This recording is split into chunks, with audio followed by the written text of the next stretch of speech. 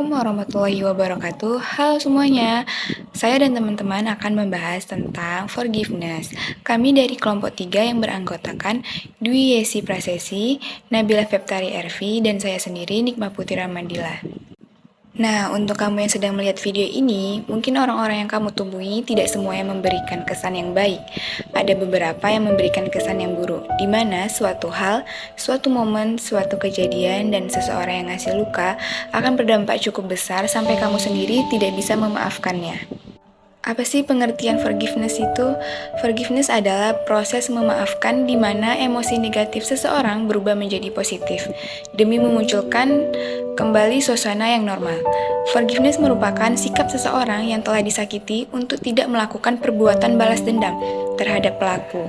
Tidak adanya keinginan untuk menjauhi pelaku. Sebaliknya, adanya keinginan untuk berdamai dan berbuat baik terhadap pelaku, walaupun pelaku telah melakukan perilaku yang menyakitkan baginya. Forgiveness sendiri merupakan salah satu dari berbagai kajian dalam psikologi positif, yaitu pendekatan ilmiah dan terapan untuk mengungkapkan berbagai kekuatan seseorang dan mendorong fungsi positif mereka. Memaafkan bahkan dianggap sebagai salah satu penanggulangan masalah yang berfokus pada emosi yang dapat mengurangi resiko kesehatan dan meningkatkan resiliensi sehat. Bahas teori dari forgiveness. Menurut Hargrave dan Sells, menyimpulkan bahwa forgiveness merujuk pada terlepasnya seseorang dari kemarahan di pikirannya, serta kesembuhan terhadap luka-luka hati dan tidak ada balas dendam. Memaafkan adalah proses atau hasil dari sebuah proses yang melibatkan perubahan dalam emosi maupun sikap pada individu terhadap pelaku yang menyakitinya. Sebagian besar para ahli mengatakan adanya kesengajaan dan proses sukarela yang didorong untuk membuat keputusan memaafkan tersebut. Bagaimana sih cara memaafkan diri sendiri? Yang pertama itu dengan cara menanamkan pola pikir positif, yang kedua dengan menjalankan hobi, yang ketiga adalah mencari jasa profesional. Nah, kenapa ya susah banget nih buat kita memaafkan kesalahan yang pernah kita lakuin? Yang gak jarang sih kita suka terbawa overthinking, insecure, sampai malu kalau diingat masalah apa aja yang udah pernah kita buat dan kayaknya susah banget nih buat dimaafin. Lalu, kira-kira apa sih yang menyebabkan seseorang sulit untuk memaafkan dirinya sendiri? Ada beberapa alasan mengapa hal ini terjadi. Yang pertama, kesalahan yang kita lakukan meninggalkan penyesalan yang begitu mendalam. Kita tahu bahwa waktu adalah sesuatu yang sangat berharga.